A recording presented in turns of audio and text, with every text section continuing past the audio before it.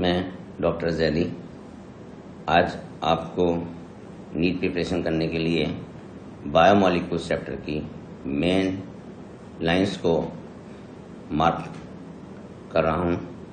इन lines को आप याद कर लीजिएगा। तो बायोमॉलिक्यूल्स के फर्स्ट पेज पर देखिए आप, all the elements present in a sample all the elements present in a sample of earth crust are also present in a sample of living tissue। Earth crust में जो element present हैं वो सब living tissue में भी present हैं। Next paragraph पे आइए आप, नेक्स्ट पेज पर आ जाइए। लास्ट लाइन में देखिए जरा, scientist have found thousand of organic compound in the acid soluble pool. Next page पर आइए आप। नेक्स्ट पेज पर पहले टेबल कंसीडर करते हैं। टेबल है comparison of element present in non living and living matter. Hydrogen 0.14 और ह्यूमन बॉडी में कितनी है 0.5। कार्बन है 0.03 और ह्यूमन बॉडी में है 18.5। ऑक्सीजन को देखिए जरा, ऑक्सीजन कितनी है 46.6 अर्थ क्रस्ट में और ह्यूमन बॉडी में कितनी है 65% है।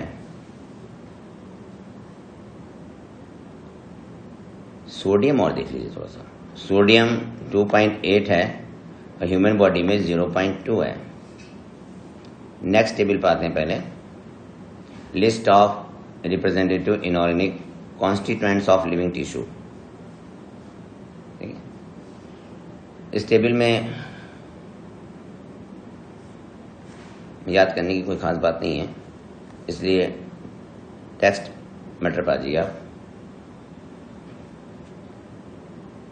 इस पेज के फर्स्ट पैराग्राफ में देखिए आप,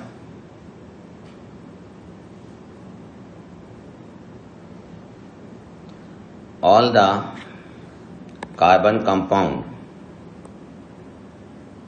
that we get from living tissue can be called biomolecules. Can be called biomolecules. Next line पर आ जाइए आप।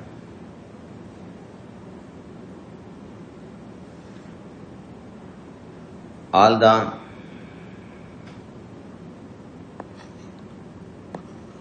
the carbon compounds are oxidized to gaseous form, carbon dioxide, water vapor, and are removed. What is remaining is called ash। समझ गए ना, ऐश किसे कहते हैं? जितने भी कार्बन कंपाउंड्स हैं उनको अगर ऑक्सीडाइज किया जाए तो गैसीय फॉर्म में कार्बन डाइऑक्साइड और वाटर वेपर निकल गए। अब जो बचा है वो ऐश है। इस ऐश में क्या क्या चीजें हैं? Ash contain inorganic element like calcium, magnesium and inorganic compound like sulphate, phosphate etc. Are also seen in the acid soluble fraction. Next,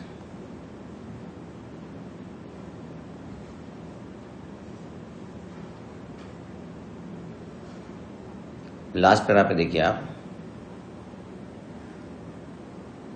amino acid are organic compound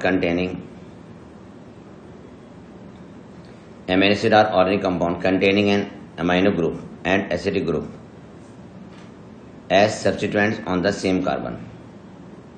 the alpha carbon they are called alpha amino acid. these are substituted methane।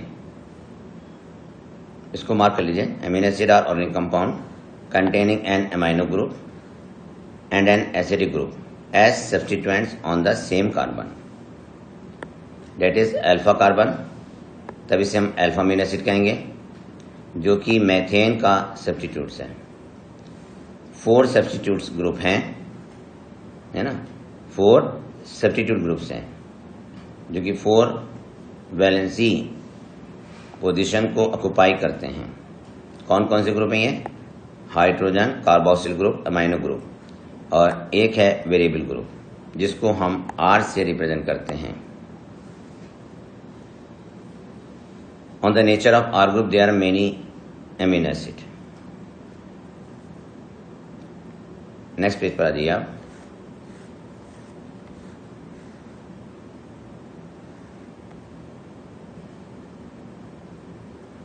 Next page में mark कीजिए।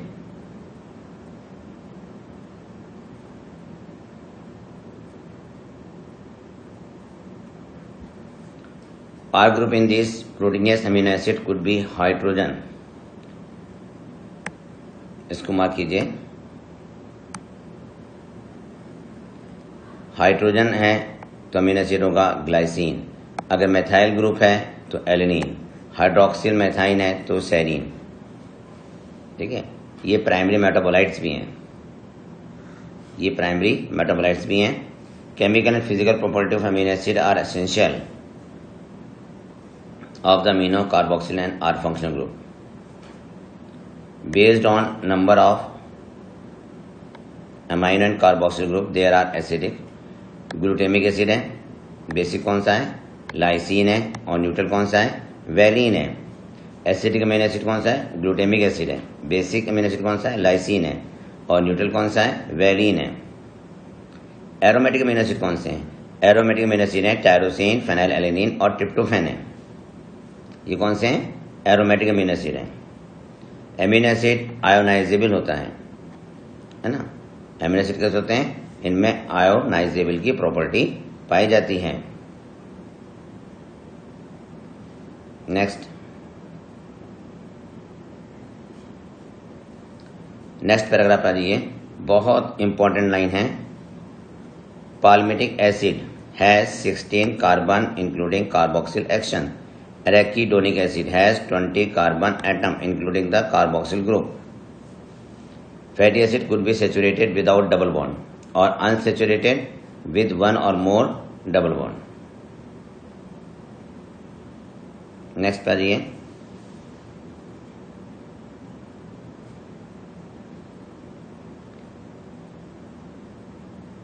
Yes, paragraph last में देखिए।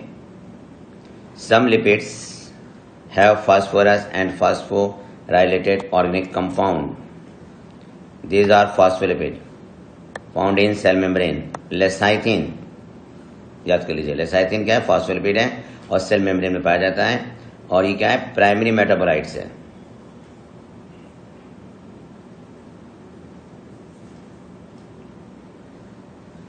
Neural tissue में lipids मिलता है specially. Living organisms have a number of carbon compounds in which heterocyclic rings can be found. Some of these are nitrogenous base. Nitrogen base को mark कर लीजिए। Adenine, guanine, cytosine, uracil and thymine पहले आप पढ़ चुके हैं। और जब इसमें शुगर अटैच हो जाती है तब इसे हम कहते हैं न्यूक्लियोसाइड। और जब फास्फेट अटैच हो जाता है तब इसको हम कहते हैं nucleotide. Phosphate group is also found esterified to sugar. They are called nucleotide. Adenosine, guanosine, thymidine, uridine, cytidine और न्यूक्लियोसाइड कितने होगा? ये 5 हैं। न्यूक्लियोसाइड 5 हैं। Adenylic acid, thymidylic acid, guanylic acid, uridylic acid and cytidylic acid are nucleotides. ये भी 5 हैं। Nucleic acid like DNA and RNA consist of nucleotides only. DNA and RNA function as genetic material. Next page पर जाइए आप। Next page पे जो diagram दिखाई दे रहा है प्राइमरी मेटाबोलाइट्स का है। इनको हम मार्क करते हैं। पहले ग्लाइसिन, एलेनिन और सेरीन को मार्क कीजिए। पाल्मिटिक एसिड बहुत इंपॉर्टेंट है, मार्क कीजिए। ट्राइग्लिसराइड को मार्क कीजिए। फॉस्फोलिपिड, लेसाइथिन मैं पहले बता चुका हूं आपको, ये प्राइमरी मेटाबोलाइट्स है। कोलेस्ट्रॉल को मार्क कर लीजिए। नेक्स्ट है आइए आप न्यूक्लियोटाइड पर। न्यूक्लियोटाइड को मार्क कीजिए एडेनाइलिक एसिड को। ठीक है, एडेनिन को मार्क कीजिए, प्यूरिन एडेनिन। एडेनिन क्या है? प्यूरिन है। नेक्स्ट पेज पर आ जाइए आप। नेक्स्ट पेज पर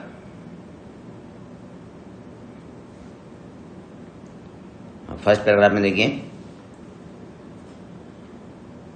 सेकंड पैराग्राफ में आ जाइए सीधे आप।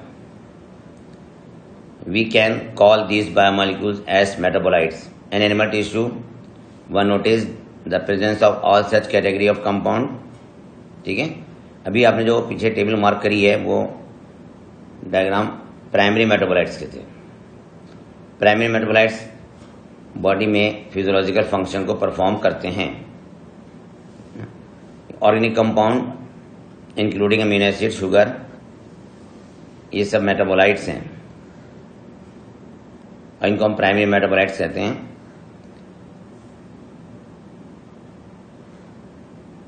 Alkaloids, flavonoids, rubber, essential oil, antibiotics, colour pigments, scent, gums, spices, these are called secondary metabolites.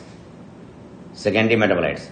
देखिए, प्राइमरी मेटाबोलाइट्स के आइडेंटिफाइबल फंक्शंस हैं और ये फिजियोलॉजिकल प्रोसेस में इंपॉर्टेंट रोल प्ले करते हैं। सेकेंडरी मेटाबोलाइट्स ह्यूमन बीइंग के लिए यूजफुल होते हैं। Secondary metabolite useful to human being. कुछ सेकेंडरी मेटाबोलाइट्स इकोलॉजिकल इंपॉर्टेंस भी रखते हैं। टेबल पर आइए। पिगमेंट कौन कौन से हैं? Carotenoid, anthocyanin. एल्केलॉइड मॉर्फिन और कोडीन है। टर्पेनॉइड्स मोनोटर्पीन्स। टॉक्सिन में आइए, एब्रिन और राइसिन, एब्रिन और रेसिन। लैक्टिन्स क्या हैं? कॉन, कैनावेलिन ए। ड्रग्स में आइए, ड्रग्स बहुत इंपॉर्टेंट है, इसको मार्क कर लीजिए, विनब्लास्टिन और करक्यूमिन। पॉलीमेरिक सब्सटेंस कौन से हैं? रबर, गम और cellulose. Bio macromolecules. Molecular weight कितना है इनका? From 18 to around 800 daltons. Acidic insoluble fraction. Acid insoluble fraction has only 4 type of organic compounds. कौन कौन से हैं? प्रोटीन है, न्यूक्लिक एसिड है, पॉलीसेकेराइड है और लिपिड है।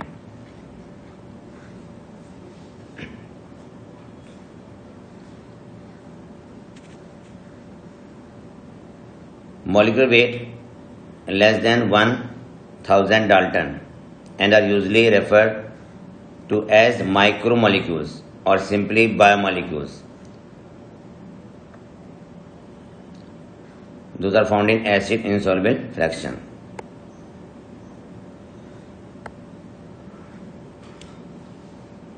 Molecular weight less than 1000 Dalton are usually referred to as micromolecule or simply biomolecules,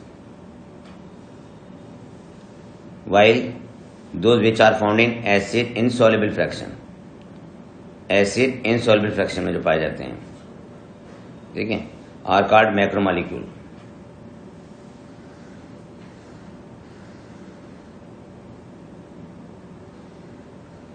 Molecules in insoluble fraction with exception of lipid are polymeric substances.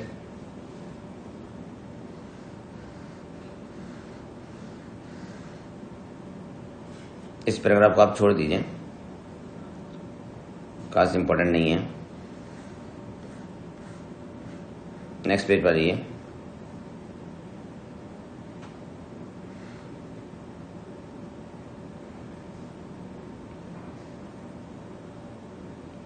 Lipids are not strictly macromolecules. Lipids are not strictly macromolecules. The acid soluble pool represent cytoplasmic composition.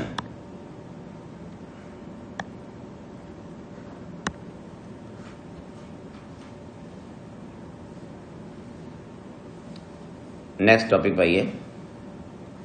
Table बनी हुई है, table को mark करते हैं।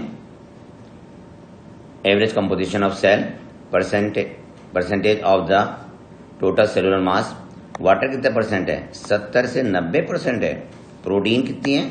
10 से 15% है। Ion बताइए कितने परसेंट इसमें? आयन तो 1% है और न्यूक्लिक एसिड भी आया एक दो बार, तो कितने परसेंट है? 5 to 7% है। नेक्स्ट टॉपिक बताइए protein.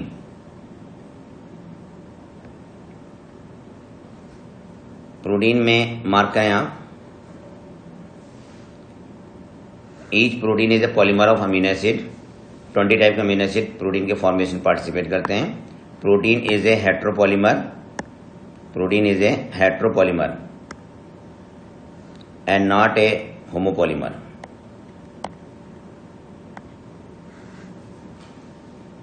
Homopolymer has only one type of monomer, repeating n number of times. Dietary proteins are the source of essential amino acid.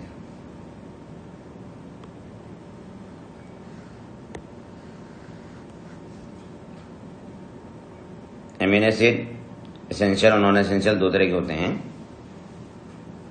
Non essential amino acid हैं जो हमारी बॉडी में बनते रहते हैं, वो नॉन एसेंशियल होते हैं। एसेंशियल उन्हें कहते हैं जो हम जिन अमीनो एसिड को हम फूड के साथ लेते हैं या फूड के रूप में लेते हैं, वो हमारी बॉडी में नहीं बनते हैं। प्रोटीन्स सेल मेम्ब्रेन से ट्रांसपोर्टेशन का काम करते हैं। Protein fight infectious organism, pathogens को किल करते हैं। प्रोटीन्स हार्मोन बनाते हैं। प्रोटीन एंजाइम्स बनाते हैं। Some proteins and their function table पर दिया।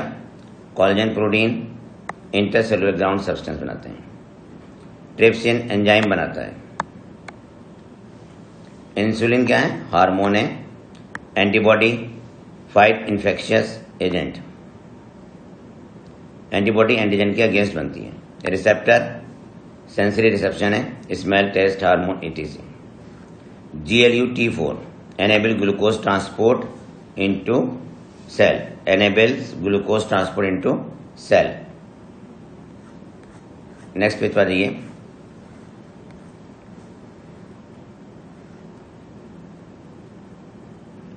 Collagen is the most abundant protein.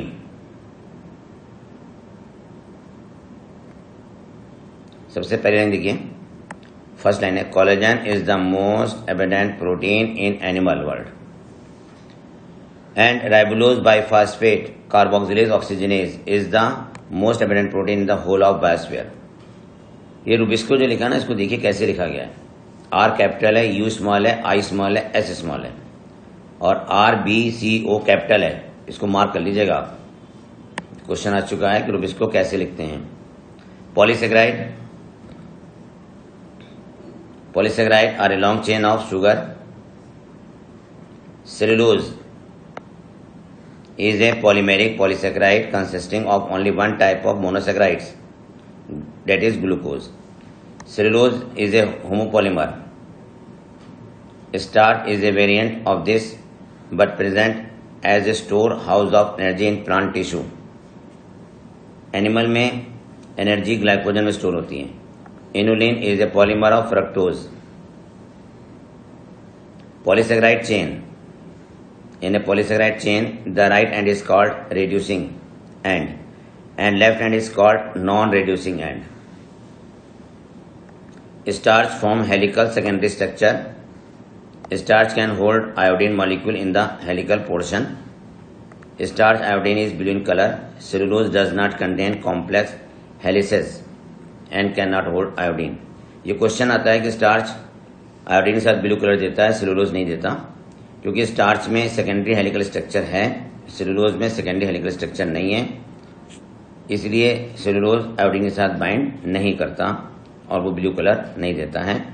Next diagram आ रहा है ग्लाइकोजन का, आपकी स्क्रीन पर है। नेक्स्ट पेज पर जाइए आप।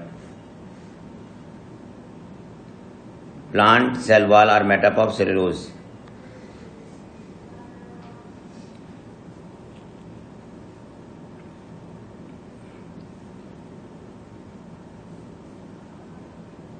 ग्लूकोसामीन एंड एसिटिल ग्लूकोसामीन, इनको मार्क कर लीजिए आप।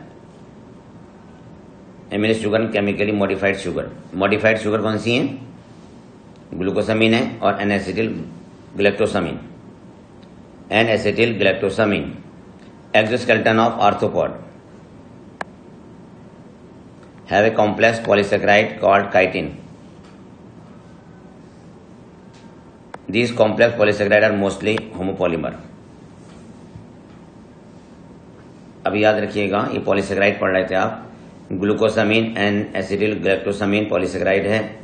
काइटिन एक्सोस्केलेटन बनाता है आर्थ्रोपॉड्स का, ये भी क्या है? होमोपॉलीमर पॉलीसेक्राइड है। नेक्स्ट टॉपिक बात ये न्यूक्लिक एसिड पर। न्यूक्लिक एसिड में आ जाए तो न्यूक्लिक एसिड की यूनिट क्या है? न्यूक्लियोटाइड है, ये आप पढ़ चुके हैं पहले। स्ट्रक्चर ऑफ प्रोटीन पर आ जाइए सीधे। स्ट्रक्चर प्रोटीन में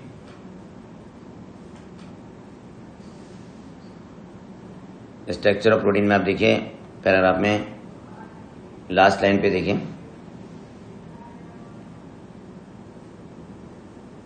प्राइमरी स्ट्रक्चर है। A protein is a imaging as a line. The left end represent by the first amino acid and right end represent by the last amino acid.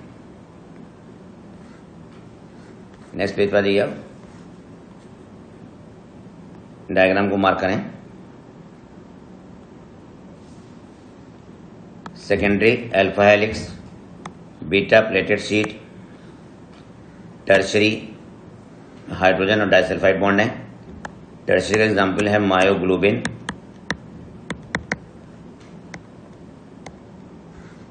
Quaternary, इसका example है haemoglobin. Quaternary protein का example है haemoglobin. Line diagram दिए हैं, पहले secondary structure दिया है, उसके बाद प्रोटीन का टर्शरी स्ट्रक्चर दिया है। The first amino acid also called N terminal amino acid. The last amino acid is called C terminal amino acid.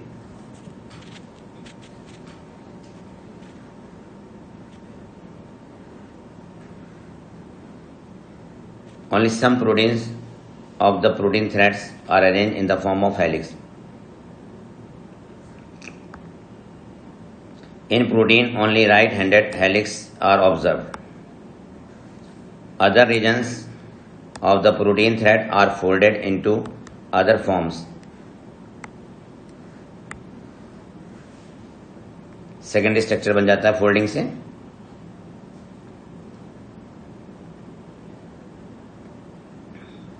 In addition, the long protein chain is also folded upon itself like a hollow woolen ball. कौन सा structure develop हो जाएगा? Tertiary. Tertiary structure 3 dimensional view देता है protein का। Tertiary structure is absolutely necessary for the many biological activities of protein. इसको mark कर लीजिए, इंपॉर्टेंट लाइन है ये। नेक्स्ट क्वाटरनरी प्रोटीन पर जाइए, लास्ट पैराग्राफ है। Adult quaternary protein. Quaternary protein का एग्जाम्पल कौन सा है? हीमोग्लोबिन है। हीमोग्लोबिन में 4 सब यूनिट हैं, जिसमें से 2 अल्फा हैं और 2 बीटा हैं। हीमोग्लोबिन रेस्पिरेटरी पिगमेंट होता है। हीमोग्लोबिन क्या है? रेस्पिरेटरी पिगमेंट है। हीमोग्लोबिन ऑक्सीजन और कार्बन डाइऑक्साइड के ट्रांसपोर्टेशन का वर्क करता है। Nature of bond linking monomer in a polymer. In a polypeptide chain, amino acid are linked by peptide bond. और पेप्टाइड बॉन्ड का formation carboxyl group of 1 amino acid and amino group of the next amino acid के बीच होता है। जब peptide bond बनता है तब एक वाटर का मॉलिक्यूल बाहर निकल जाता है, मतलब पेप्टाइड बॉन्ड के बनते समय डिहाइड्रेशन होता है। पेप्टाइड बॉन्ड के समय क्या होता है? डिहाइड्रेशन होता है। इसी तरह से जब पॉलीसेकेराइड बनते हैं तो पॉलीसेकेराइड का फॉर्मेशन कैसे होता है? कई मोनोसेकेराइड मॉलिक्यूल आपस में जुड़ते हैं। जब मोनोसेकेराइड मॉलिक्यूल आपस में जुड़ते हैं तो बॉन्ड बनता है ग्लाइकोसिडिक बॉन्ड, और ग्लाइकोसिडिक बॉन्ड बनते समय भी एक वाटर का मॉलिक्यूल रिलीज हो जाता है, मतलब ये डिहाइड्रेशन है। न्यूक्लिक एसिड में भी फास्फोएस्टर बॉन्ड बनता है। इसमें न्यूक्लियोटाइड का शुगर का थर्ड कार्बन और दूसरे न्यूक्लियोटाइड के शुगर का फिफ्थ कार्बन आपस में फास्फोएस्टर बॉन्ड के द्वारा जुड़ जाते हैं। अमीनो एसिड आपस में जुड़े, पेप्टाइड बॉन्ड। मोनोसेकेराइड आपस में जुड़े, ग्लाइकोसिडिक बॉन्ड। और न्यूक्लियोटाइड जब आपस में जुड़ते हैं तो कौन सा बॉन्ड है? फास्फोएस्टर बॉन्ड है। इस पेज के लास्ट में आ जाइए, एक डायग्राम दिखाई दे रहा है आपको, जो डीएनए का सेकेंडरी स्ट्रक्चर का डायग्राम है। इस डायग्राम में देखिए आप, साइटोसिन और ग्वानिन के बीच में ट्रिपल हाइड्रोजन बॉन्ड है और थायमिन एडेनिन के बीच में डबल हाइड्रोजन बॉन्ड है। नेक्स्ट पेज पर आइए। नेक्स्ट पेज पे देखिए आप, बी डीएनए को स्टडी किया था वाटसन क्रिक ने, उसी को इसमें डिस्क्राइब किया गया है। एक टर्न की जो लंबाई होती है 34 एंगस्ट्रॉम है, pitch would be 34 angstrom, base rotation 36 degree है, इंटर न्यूक्लियोटाइड डिस्टेंस 3.4 एंगस्ट्रॉम है। वाटसन क्रिक ने कौन सा डीएनए स्टडी किया था? बी डीएनए स्टडी किया था। नेक्स्ट पैराग्राफ आ जाइए। नेक्स्ट पैराग्राफ में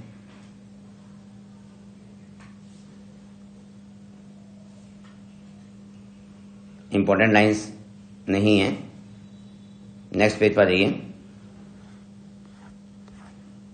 नेक्स्ट पेज पे मेटाबॉलिक बेसिस फॉर लिविंग। सभी लिविंग्स में मेटाबॉलिज्म होती है, इसका कोई एक्सेप्शन नहीं है। अगर बायोसिंथेसिस होती है तो ये एनाबॉलिक पाथवे है, और डिग्रेडेशन होता है तो कैटाबॉलिक पाथवे है। स्केलेटल मसल्स में ग्लूकोज का ब्रेकडाउन होता है और लैक्टिक एसिड बनता है, एनर्जी रिलीज होती है, कैटाबॉलिक। ग्लाइकोलिसिस में 10 मेटाबॉलिक स्टेप्स हैं। ग्लाइकोलिसिस में 10 मेटाबॉलिक स्टेप्स हैं। लिविंग स्टेट में आइए, इंपॉर्टेंट लाइन है, इसको मार्क कीजिएगा आप। Blood concentration of glucose is normal healthy individual is 4.2 mmol per liter से 6.1 mmol per liter।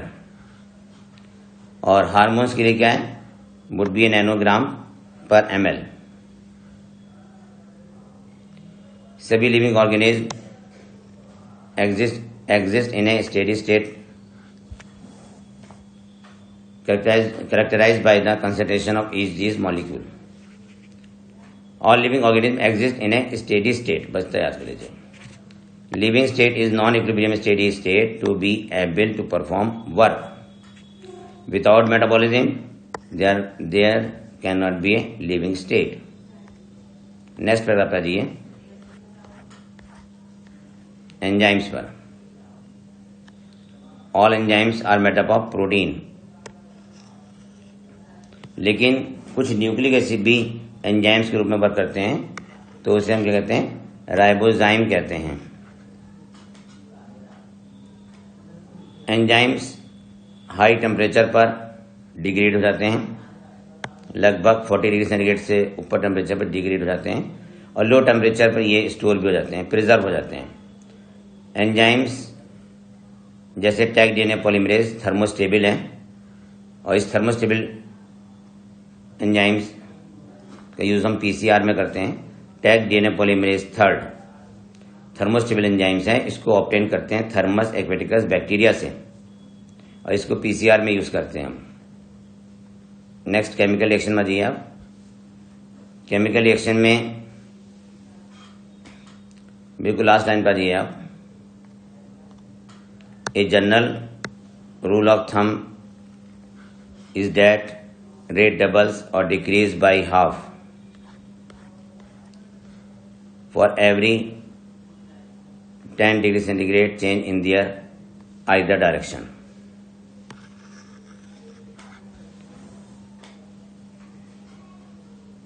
इक्वेशन देखिए, carbon dioxide plus water carbonic anhydrase enzyme presence में बनाता है कार्बनिक एसिड।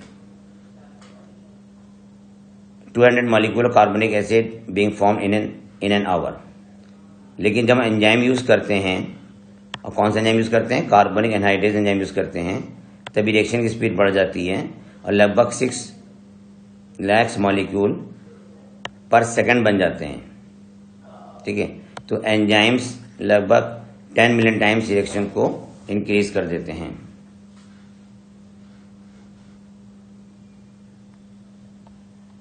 नेक्स्ट पैराग्राफ आ जाइए आप।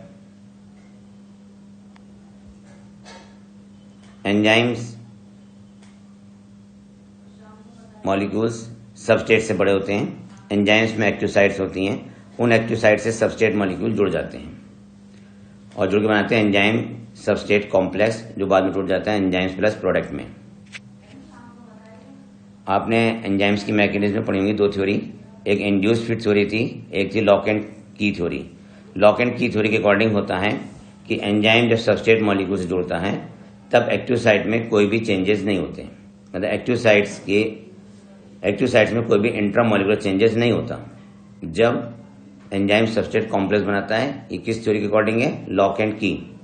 इंड्यूस फिट मॉडल के अकॉर्डिंग है कि जब एंजाइम सबस्ट्रेट के मॉलिक्यूल से जुड़ते हैं तब एक्टिव साइट्स में इंट्रामॉलिक्यूलर चेंजेस होते हैं। नेक्स्ट पेज पर आइए आप।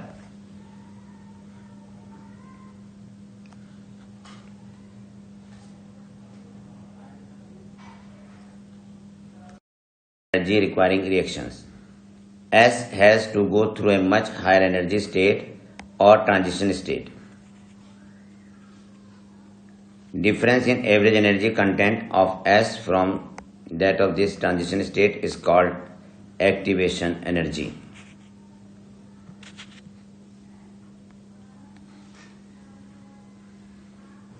Next, nature of enzyme action.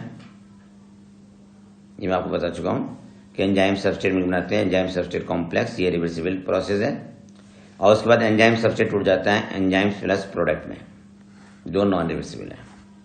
Next, factor affecting enzyme activity में आ जाइए। तो इसमें 2 ग्राफ दिए हैं आपको, एक टेम्परेचर का और एक पीएच का, दोनों को मार्क कर लीजिए। एंजाइम्स ऑप्टिमम पीएच पे ही मैक्सिमम एक्शन शो करते हैं और एंजाइम्स ऑप्टिमम टेम्परेचर पे ही मैक्सिमम एक्टिविटी को शो करते हैं। नेक्स्ट ग्राफ है concentration of substrate on enzyme activity. Concentration of substrate on enzyme activity, हम जब कंसंट्रेशन सबस्ट्रेट का कंसंट्रेशन बढ़ाते हैं तो एंजाइम की एक्टिविटी बढ़ती है। लेकिन जब हम सबस्ट्रेट बढ़ाते हैं तो बायोकेमिकल रिएक्शन की एक्टिविटी बढ़ जाती है। लेकिन जब एंजाइम सेचुरेटेड हो जाते हैं तो उसके बाद अगर हम सबस्ट्रेट का कंसंट्रेशन बढ़ाते भी हैं तो बायोकेमिकल एक्टिविटी, एंजाइम की एक्टिविटी बढ़ती नहीं है। Concentration of substrate,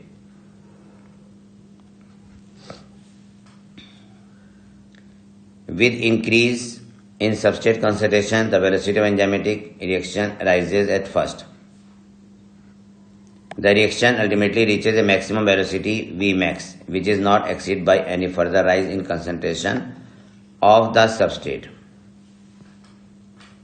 Enzyme molecules are fewer than the substrate molecules, and after saturation of these molecules, there are no free enzyme molecules to bind the additional substrate molecules. फिर enzyme से activity increase नहीं होती है क्योंकि जितने भी enzyme से वो सबस्ट्रेट के साथ जुड़ चुके। लास्ट पैराग्राफ में आ जाइए आप। Inhibitor closely resembles the substrate in its molecular structure and inhibit the activity of enzyme. It is known as competitive inhibitor. Inhibitor competes the substrate for the substrate binding site of the enzyme. Substrate cannot bind and as a result the enzyme's action declines. ये जो example है ये most important है, इसे याद करें. Inhibition of succinic dehydrogenase by malonate which closely resembles the substrate succinate in structure. Such competitive inhibitors are often used in the control of bacterial pathogens. ये paragraph बहुत इंपॉर्टेंट है, इसको याद कर लीजिएगा. नेक्स्ट आ जाइए, classification nomenclature of enzymes. Enzymes को 6 class में डिवाइड किया गया है और प्रत्येक क्लास में 4 से 13 सब क्लास हैं. एंजाइम्स के नोमेनक्लेचर में 4 डिजिट हम यूज करते हैं. ये मैं क्वेश्चन को मार्क कर रहा हूं. ये क्वेश्चन किसकी है? ट्रांसफेरेज एंजाइम्स की है. इसी तरह से एक क्वेश्चन और मार्क कर रहा हूं मैं. वो क्वेश्चन किसकी है? लाइजेज एंजाइम्स की है. Lyses enzyme that catalyze removal of group from substrate by the mechanism other than hydrolysis, leaving double bond. Next page पर जाइए. नेक्स्ट पेज पे लाइगेज एंजाइम क्या करते हैं? 2 कंपाउंड्स को आपस में जोड़ देते हैं. ठीक है, ये एंजाइम कैटालाइज करते हैं. CO को आपस में जोड़ते हैं, CS को, CN को और PO बॉन्ड्स को. लाइगेज एंजाइम जिसे DNA लाइगेज होता है वो DNA के मॉलिक्यूल को आपस में जोड़ देते हैं. कोफैक्टर पर जाइए. एंजाइम्स आर कंपोज्ड ऑफ 1 और more several polypeptide chain. Non proteinous part को हम कहते हैं कोफैक्टर और प्रोटीनस पार्ट को कहते हैं apoenzyme.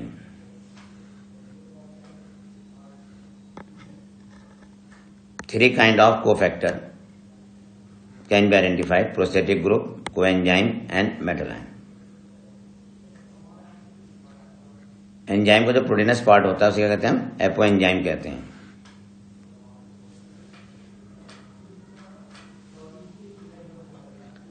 Prosthetic group are organic compound and are distinguished from other cofactor in that they are tightly bound to the coenzyme.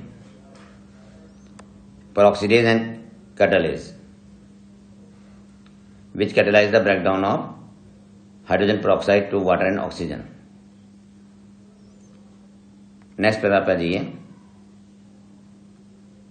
Coenzyme are also organic compound, but association with the apoenzyme is only transient,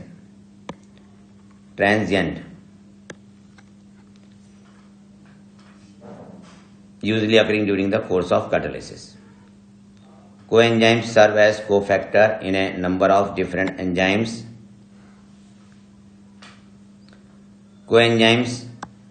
Many coenzymes are vitamin.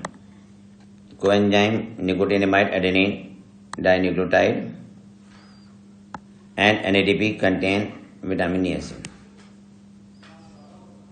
A number of enzymes require metal ion for their activity, which form coordination bond with side chain at the active site, and they sometimes form 1 or more coordination bond with the substrate. Zinc is a cofactor for proteolytic enzymes carboxypeptidase.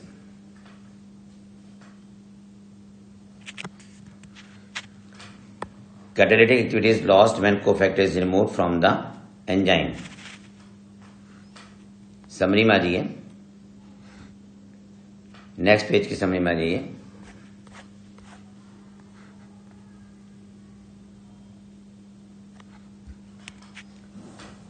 Summary में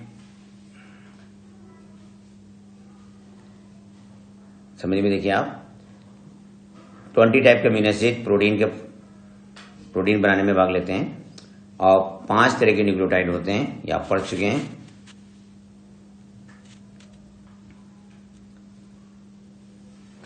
last में जी है nucleic acid carry hereditary information and are passed on from parental generation to the progeny. Thank you. ये chapter यहाँ पे complete होता है। मैं ये देख रहा हूँ कि आप लोग बहुत मेहनत कर रहे हैं।